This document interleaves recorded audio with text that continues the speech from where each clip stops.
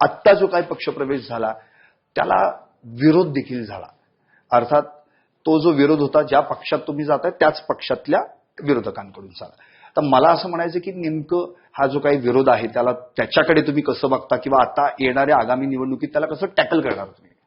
नाही, आता आपण एकंदर विरोध कोणाचा होता तर इच्छुकांचा होता. बरोबर. आणि साहजिकच आहे, त्यांनी विरोध का करू नये.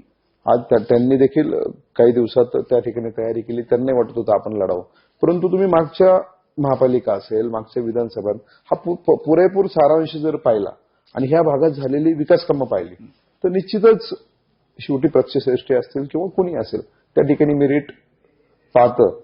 आणि ज्यांनी कोणी विरोध केला त्यांच्याशी आम्ही गाठीभेटी घेऊ नये, कशा पद्धतीने त्यांना शांत करता येईल. कारण की त्यांची काही चूक नाही. साहजिक आहे, आज मी त्या पक्षात गेलो तर त्यांना असं वाटत असेल की आता आपलं काय होणार. परंतु ते देखील खूप मोठ्या प्रमाणावर इच्छुक होते. त्यात कुणाला जरी एका दोघांनाच मिळालं असतं. शेवटी आता सगळ्यांची चर्चा करून त्यांना देखील भेटून त्यांनाही कसं शांत करता येईल. आणि मला असं वाटत नाही की एकंदर ह्या परिसरातली राजकीय परिस्थिती, सामाजिक परिस्थिती आणि पब्लिकचं ओपिनियन जर पाहिलं तर त्यात फार अडचण येईल.